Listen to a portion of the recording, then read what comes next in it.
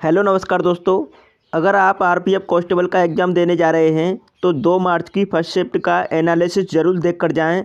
इससे ये पता लगेगा सामान्य ज्ञान जीके जीएस के कैसे क्वेश्चन आ रहे हैं, रीजनिंग के किस टाइप के क्वेश्चन आ रहे हैं। तो आप कम समय में ज़्यादा से ज़्यादा रिवीजन करके जाएँ उस टाइप के क्वेश्चन का, और आपको इससे अपना स्कोर और बढ़ जाएगा। तो चलिए स्टार्ट करते हैं। देख लेते हैं पहला क्वेश्चन। भारतीय संविधान का कौन सा अनुच्छेद अल्पसंख्यकों के हितों की रक्षा से संबंधित है? कौन सा अनुच्छेद है? तो वो है अनुच्छेद आपका है 29।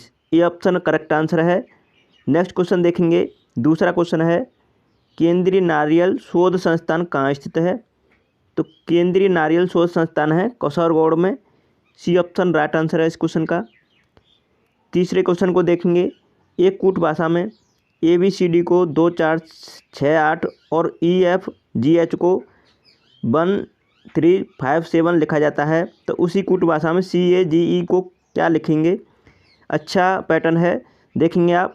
ए का कोड 2 लिखा है, बी का कोड 4 है, लेकिन इसमें आपको बता दूं मैं, ए आता है 1 पर प्लस वैल्यू में, और बी आता है 2 प्लस वैल्यू में, और सी आता है 3 पर, और डी आता है 4 पर। अब इनका दोगुना करते जाएंगे। 1 का दोगुना 2, 2 का दोगुना 4, और 3 का दोगुना 6, और 4 का दोगुना 8। तो उसी प्रकार ये लिखा गया 2 4 6 8, 2 4 6 8, इस तरह से बना सकते हैं कोड। अब उसी प्रकार हम इसमें लगाएंगे कोड। तो देखो सी आता है 3 पर, तो 3 का दोगुना 6, ए आता है 1 पर, तो 1 का दोगुना 2, और जी आता है 7 पर, तो 7 का दोगुना 14, और ई आता है 5 पर, तो 5 का दोगुना 10। अब आप देखेंगे कि 1 और 4 आ रहा है यहाँ पे, इतनी बड़ी संख्या तो कोई है ही नहीं है, तो 6 और 2 तो जो का तो रहेगा, क्योंकि सिंगल नंबर में है, और जो 2 डिजिट में नंबर आ रहा है उसे जोड़ देंगे फिर से।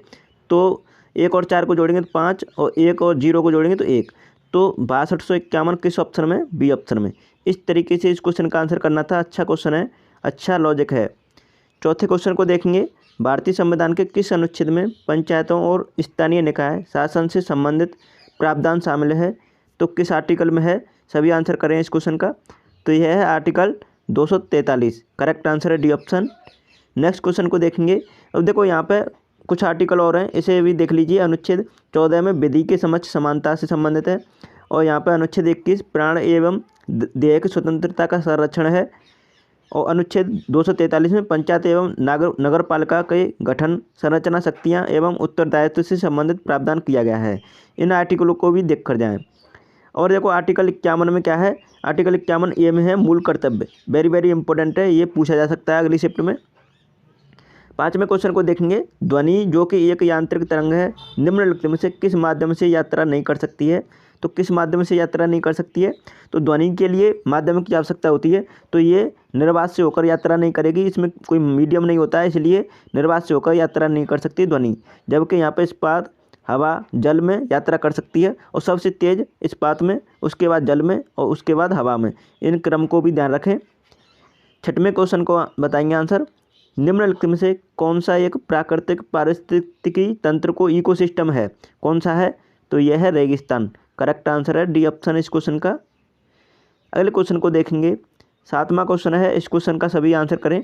नेत्रिनी द्वीप कहाँ पर स्थित है? वेरी वेरी इंपॉर्टेंट क्वेश्चन है। तो ये कहाँ पर है? यह है लक्षद्वीप में। लक्षद्वीप में है नेत्रिनी द्वीप। सी ऑप्शन राइट आंसर है इस क्वेश्चन का। 8वें क्वेश्चन का आंसर करें। भारतीय संविधान के किस अनुच्छेद में यह निर्दिष्ट किया गया है कि राज्य ग्राम पंचायतों का संगठन करने के लिए एक कदम उठाएगा? तो किस आर्टिकल में है? करेक्ट आंसर है इस क्वेश्चन का आर्टिकल 40। करेक्ट आंसर है ए ऑप्शन। ध्यान रखेंगे इस क्वेश्चन को।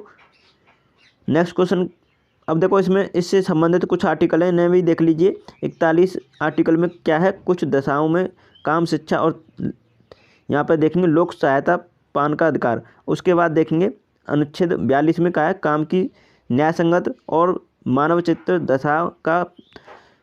यहाँ पर कुछ कट गया है, चलो इसे छोड़िए। कर्मकारी के लिए निर्वाह मजदूरी एवं कुटीर उद्योग का प्रोत्साहन 43 में अनुच्छेद में। अगले क्वेश्चन पर देख लेते हैं। 9वां क्वेश्चन है, इसे देखेंगे। तो यहाँ पर 2 4 6 8 को यहाँ पर क्या लिखा गया है? 8 लिखा है, और 2 6 2 4 को 0 लिखा है। तो क्या लॉजिक है इसमें देखते हैं। तो देखो 2 और 4 और 6, इसमें क्या लॉजिक है? तो इसमें देखेंगे आप, 4 और 6 को जोड़ेंगे तो 10 होगा, और 10 में से 2 माइनस कर देंगे तो 8 आ जाएगा। जैसा कि देख पा रहे हैं यहाँ पर। उसी प्रकार देखो 4 और यहाँ पर 2 को जोड़ेंगे तो 6 आएगा, और 6 में से 6 माइनस करेंगे तो 0 आएगा। अब अगले को देखेंगे, यहाँ पे 2 और 7 को जोड़ेंगे तो 9 आएगा, 9 में से 3 माइनस कर देंगे तो 6 आएगा। उसी प्रकार देखो 2 और 3 को जोड़ेंगे तो 5 आएगा, 5 में से 4 माइनस कर देंगे तो 1 आएगा। तो करेक्ट आंसर है इस क्वेश्चन का सी ऑप्शन। इस तरीके से आंसर करना था इस क्वेश्चन का। 10वें क्वेश्चन को देखेंगे, संविधान के इनमें से किस अनुच्छेद में केंद्रीय बजट को वार्षिक वित्तीय विवरण के रूप में संदर्भित किया गया है? तो किस में किया गया है? तो आर्टिकल 112 में। राइट आंसर है इस क्वेश्चन का C option. Very very important question है, ध्यान रखेंगे इसे।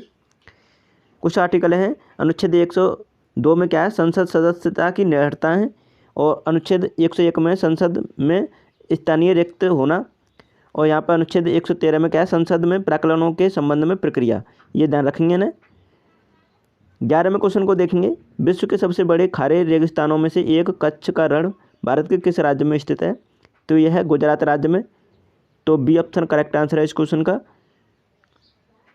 12वें क्वेश्चन को देखेंगे, अखिल भारतीय सेवाओं के निर्माण के लिए कौन उत्तरदायी होता है? तो अखिल भारतीय सेवाओं के निर्माण के लिए राज्यसभा इसके लिए उत्तरदायी है। राइट आंसर है इस क्वेश्चन का ये ऑप्शन।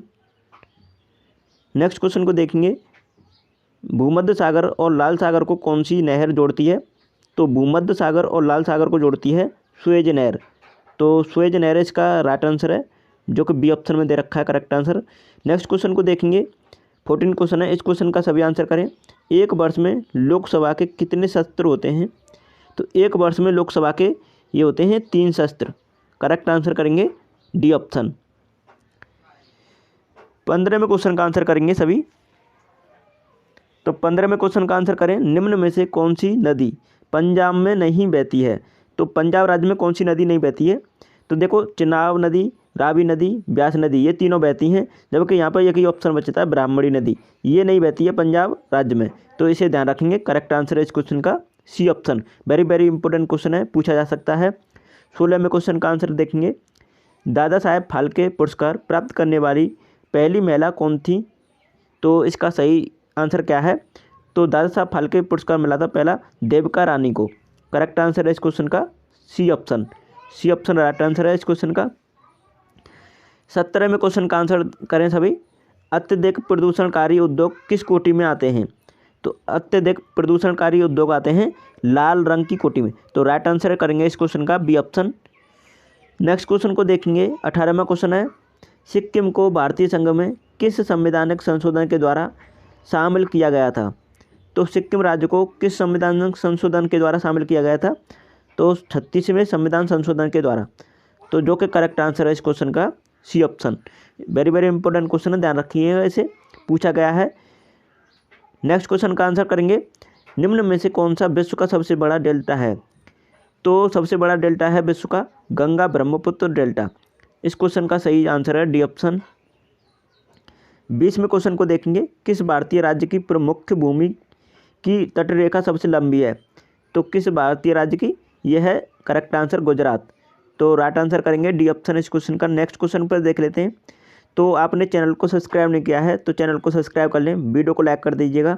जैसे ही कोई भी फर्दर आपके लिए अगली शिफ्ट का एनालिसिस देखना है तो आप ज़रूर चैनल को सब्सक्राइब करके रखें। Thanks for watching my video.